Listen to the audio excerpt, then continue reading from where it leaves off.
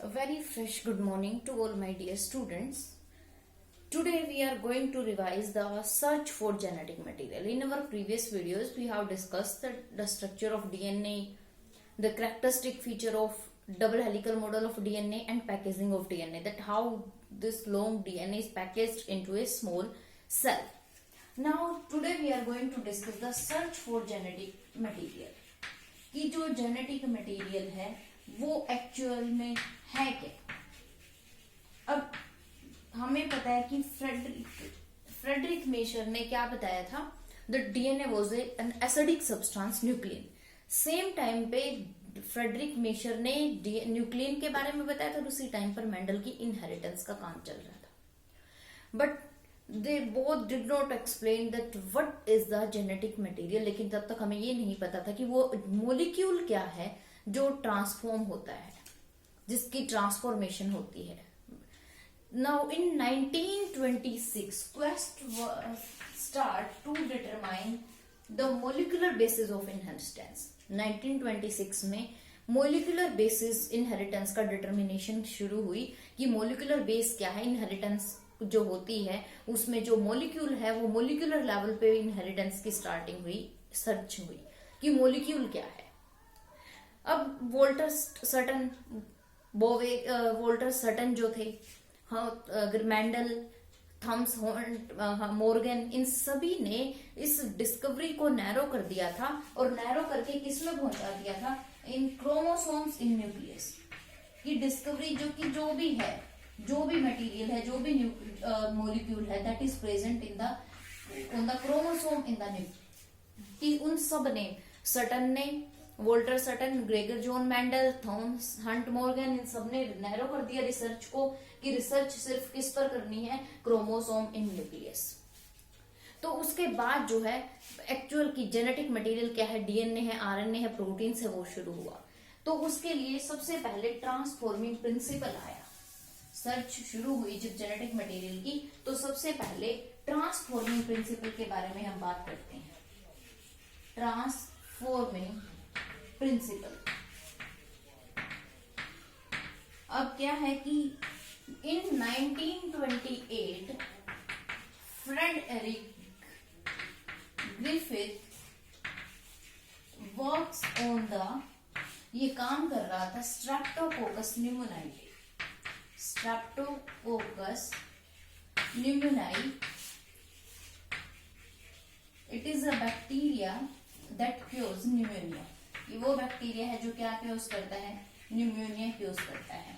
तो Frederick Griffith 1928 में Streptococcus pneumoniae पे काम कर रहा था। तो he found a witness, he witnessed a miraculous transformation, witnessed a miraculous transformation in bacteria। उसने क्या ऑब्जर्व किया, क्या विटनेस किया कि इस बैक्टीरिया के अंदर एक मिरेकुलस ट्रांसफॉर्मेशन हुई है, मिरेकुलस ट्रांसफॉर्मेशन इन बैक्टीरिया। इसने बताया कि लिविंग ऑर्गेनिज्म है चेंज, अ लिविंग ऑर्गेनिज्म है change his it's physical form, कि एक लिविंग ऑर्गेनिज्म ने, a living organism has changed its physical form।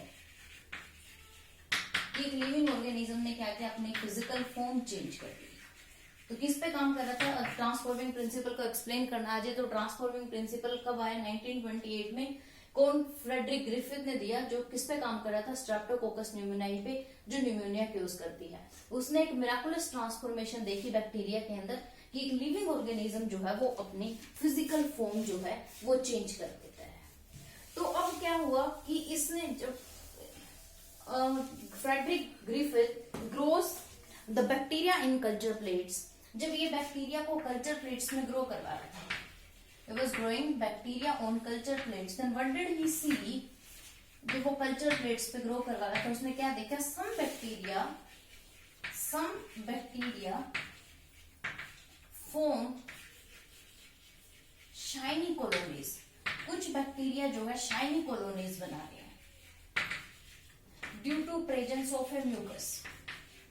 ये शाइनी कॉलोनी किसकी वजह से है, due to presence of a mucus. एक म्यूकस है एक स्लाइमी सब्सटेंस है और वो म्यूकस किसका बना हुआ, पॉलीसेकेराइड का। इसने देखा कि कुछ बैक्टीरिया ऐसे हैं जो शाइनी कॉलोनीज प्रोड्यूस कर रहे हैं। किसकी प्रेजेंस से ये शाइनी कॉलोनीज है, due to present of mucus. और म्यूकस क्या है, एक पॉलीसेकेराइड है। और इसने इस स्ट्रेन को, बैक्टीरिया की स्ट्रेन को नाम दिया एस स्ट्रेन का, एस यानी कि शाइनी। दूसरा देखा कि कुछ कल्चर प्लेट्स में इसने देखा कि कुछ बैक्टीरिया जो है, some bacteria form rough colonies, जिनमें कोई शाइनिंग नहीं थी, रफ कॉलोनीज बन रही थी, रफ कॉलोनीज बना रहे थे। इस स्ट्रेन को इसने नाम दिया आर स्ट्रेन का। और ये एस स्ट्रेन जो है ये वायरलेंट है, यानी कि जो डिजीज क्योज करती है, ये वायरलेंट स्ट्रेन है। एस ये वायरलेंट क्यों है, due to the presence of this mucus. तो इसके बाद इसने क्या किया, मतलब दो टाइप की स्ट्रेन इसने बताई कि एक एस स्ट्रेन है, एक आर स्ट्रेन है। एस जो शाइनी स्ट्रेन है, जो म्यूकस की वजह से है। R strain does not produce any mucus, so it is rough in appearance, this is R strain. Then what did the Griffith do, he inject this R strain, उसने R strain ली, inject into mice, mice के अंदर inject की, इसको माइस के अंदर डाल दिया। तो माइस के ऊपर कोई इफेक्ट नहीं पड़ा, माइस लिव, वो माइस जो है वो जिंदा था। अब इसने क्या किया, एस स्ट्रेन, अब हमें ये पता है एस स्ट्रेन जो है वायरलेंट है, डिजीज क्योज करती है। अब इसने एस स्ट्रेन ली, एस स्ट्रेन को इंजेक्ट किया माइस के अंदर, तो रिजल्ट क्या रहा, माइस जो है इस टाइम क्या था, डेड हो गया। यानी कि ये जो है वायरलेंट है उस म्यूकस की वजह से, जिसने डिजीज क्योज किया, जिसकी वजह से माइस जो है वो डेड हो गया। अब इसने क्या किया, इस एस स्ट्रेन को हीट किल्ड कर दिया। अब हीट किल्ड पे क्या होता है, डीएनए की एक प्रॉपर्टी होती है कि वो जो डबल स्ट्रैंडेड होता है, जब हम इसको हीट करते हैं तो वो दोनों स्ट्रैंड्स अलग हो जाती हैं, डीनेचर्ड हो जाती हैं। और जैसे ही हम उसको लो टेम्परेचर प्रोवाइड करेंगे, वो रीनेचर्ड हो जाएंगी, वो दोनों स्ट्रैंड्स कंबाइन करेंगी।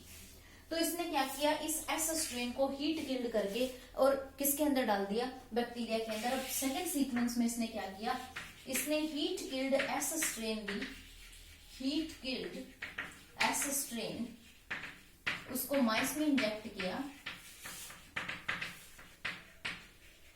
और माइस के ऊपर कोई इफेक्ट नहीं पड़ा, माइस जो है वो लाइफ था, वो जिंदा था। अब इसने क्या किया, heat killed R S strain, heat killed S strain, और इसके साथ में आर स्ट्रेन भी डाल दी, दोनों को इकट्ठा डाल दिया। एस स्ट्रेन को तो हीट किल्ड कर दिया, S R strain as it is इसने माइस में इंजेक्ट की, तो इस टाइम माइस जो है वो डेड हो गया। तो इसने इस डेड माइस से क्या देखा कि जब इसने रिकवर माइस, डेड माइस से ग्रिफिथ ने रिकवर किया, he recover the S strain from this dead mice, इसने इस डेड माइस से एस स्ट्रेन को रिकवर किया। तो यहां से क्या पता चला कि कुछ चीज ऐसी है, there is something that enables this, जिसने this S strain has transformed the R strain into S, कि इस आर स्ट्रेन को इस एस स्ट्रेन ने ट्रांसफॉर्म कर दिया। There is someone transforming principle, कुछ ट्रांसफॉर्मिंग प्रिंसिपल है that transferred from S strain, जो एस स्ट्रेन से ट्रांसफर हुआ, and enables the R strain to synthesise the mucus and become virulent. यहां से हमें क्या पता चला, जब उसने डेड माइस से रिकवर, उसने क्या किया, डेड माइस से एस स्ट्रेन को रिकवर किया, जबकि एस स्ट्रेन तो हीट किल्ड थी, आर स्ट्रेन डाली थी, इसका मतलब आर स्ट्रेन जो है वो किस में कन्वर्ट हो गई, एस स्ट्रेन में कन्वर्ट हो गई। कुछ ट्रांसफॉर्मिंग प्रिंसिपल है, there is some transforming principle that transformed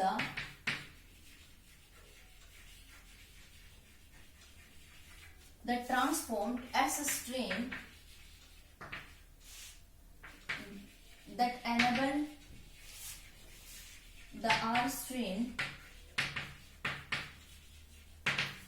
to synthesize mucus and it become virulent, और ये जो है वायरलेंट हो गई और इसकी वजह से माइस जो है डेड हो गया, यानी कि आर स्ट्रेन किस में कन्वर्ट हो गई, यहाँ एस स्ट्रेन में। यानी कि कोई चीज ऐसी है जिसने आर स्ट्रेन को एस स्ट्रेन में कन्वर्ट कर दिया, लेकिन यहाँ हमें ये नहीं पता चला that what is the genetic material, what is the nature of the genetic material, whether it is DNA है, वो प्रोटीन्स हैं या आरएनए है, वो हमें यहाँ से पता नहीं चला। अब इसके बाद इस ट्रांसफॉर्मिंग प्रिंसिपल के बाद 3 साइंटिस्ट आए। उनके 3 साइंटिस्ट थे वो ओसवाल्ड अवेरी, कोलिन मैक्लोइड और third one is the Maclyn McCarty. इन्होंने रिसर्च की 1933 टू 1934। इनके वर्क से पहले माना जाता था that genetic material is protein. Prior to the work of these 3 scientists, this should be think that the genetic material is protein। ये सोचा जाता था, ये माना जाता था कि जो जेनेटिक मटेरियल है वो प्रोटीन है। इन्होंने क्या किया, दे वर्क और रिसर्च ऑन ट्रांसफॉर्मिंग प्रिंसिपल। इन्होंने ट्रांसफॉर्मिंग प्रिंसिपल पे काम किया,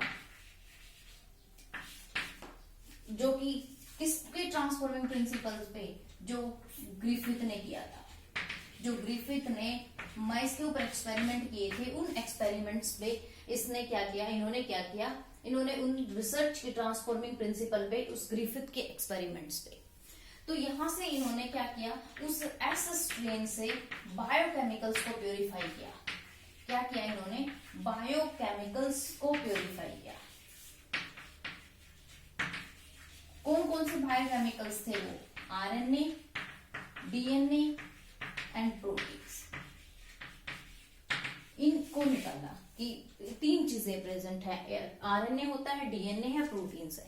अब हमें ये बताना है, ये देखना है कि वो जेनेटिक मटेरियल जो है वो क्या है, वो डीएनए है, वो आरएनए है या वो प्रोटीन्स है। तो इन्होंने बायोकेमिकल्स प्योरीफाई कर लिए, 3 बायोकेमिकल्स प्योरीफाई किए। कौन कौन से, DNA, RNA, protein. They also discovered the enzymes। इन्होंने यहाँ एंजाइम्स भी डिस्कवर किए कि जो प्रोटीन डाइजेस्टिंग एंजाइम है, protein digesting enzyme, that is the proteases।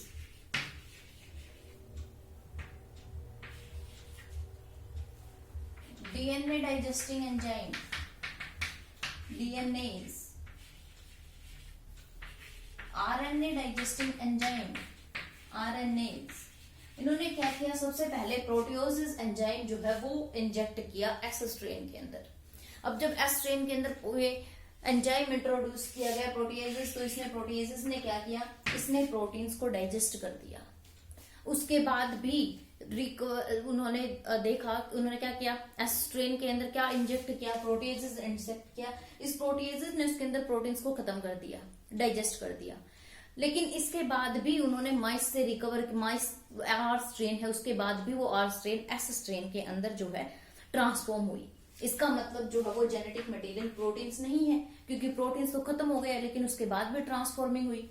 फिर उन्होंने इंजेक्ट किया आरएनएस। आरएनएस ने क्या किया, उसके अंदर जो आरएनए था उस आरएनए को डाइजेस्ट कर दिया, लेकिन इसका भी ट्रांसफॉर्मिंग प्रिंसिपल पे कोई इफेक्ट नहीं पड़ा। इस आरएनए के इंट्रोडक्शन के बाद भी आर स्ट्रेन जो है वो ट्रांसफॉर्म हुई एस स्ट्रेन में। लेकिन जब उन्होंने डीएनए एंजाइम डाला तो डीएनए ने क्या किया, डीएनए को डाइजेस्ट कर दिया। जैसे ही डीएनए डाइजेस्ट हुआ, are strain does not transformed into S strain. R strain जो है वो एस स्ट्रेन के अंदर ट्रांसफॉर्म नहीं हुई। यानी कि यहां से क्या पता चला हमें कि जो जेनेटिक मटेरियल है जो ट्रांसफर हुआ है वो जेनेटिक मटेरियल क्या है, डीएनए है। But not all the scientist convinced. लेकिन सारे साइंटिस्ट जो है कन्विंस नहीं हुए कि डीएनए जो है वही जेनेटिक मटेरियल है। क्लियर हुआ, यहां तक समझ आया। ट्रांसफॉर्मिंग प्रिंसिपल किसका था, फ्रेडरिक ग्रिफिथ का। किसके ऊपर काम किया, स्ट्रेप्टोकोकस न्यूमोनाई पे, जो 2 तरह की स्ट्रेन प्रोड्यूस करता है, S strain and R strain. S strain virulent है, म्यूकस की वजह से वो शाइनी कॉलोनीज प्रोड्यूस करती है, और आर स्ट्रेन जो है वो क्या है, रफ कॉलोनीज प्रोड्यूस करती है। आर स्ट्रेन को माइस में इंजेक्ट किया, कोई इफेक्ट नहीं पड़ा माइस पे, माइस लिव्ड लिविंग था, लेकिन जैसे ही उसने एस स्ट्रेन डाली माइस डेड हो गया, यानी कि एस स्ट्रेन वायरलेंट है। फिर उसने हीट किल्ड करके एस स्ट्रेन को डाला तो माइस के ऊपर कोई इफेक्ट नहीं पड़ा, लेकिन जैसे ही उसने हीट किल्ड एस स्ट्रेन के साथ आर स्ट्रेन डाली तो माइस जो है वो डेड हो गया। और उसने माइस के अंदर से क्या रिकवर किया, एस स्ट्रेन, जबकि एस स्ट्रेन तो हीट किल्ड थी। तो यहां से उसने देखा कि कुछ ट्रांसफर आर स्ट्रेन को किसी चीज ने एस में ट्रांसफर कर दिया, कि कोई ट्रांसफॉर्मिंग प्रिंसिपल है जिसने ट्रांसफॉर्म किया है एस स्ट्रेन को, कि वो आर स्ट्रेन को एनेबल कर सके कि आर स्ट्रेन म्यूकस सेक्रेट कर सके, जिसकी वजह से वो वायरलेंट हुई।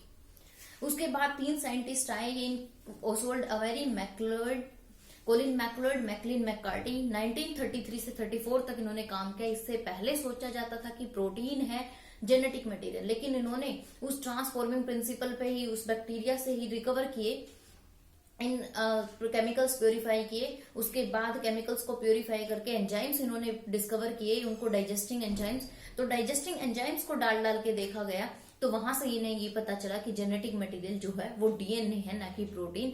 लेकिन ये सभी साइंटिस्ट इससे कन्विंस नहीं हुए। तो इसके बाद एक और एक्सपेरिमेंट आया जो अनइक्विवोकल प्रूफ है। अकेला जो प्रूफ कि जेनेटिक मटेरियल डीएनए है वो हम नेक्स्ट वीडियो में बात करेंगे।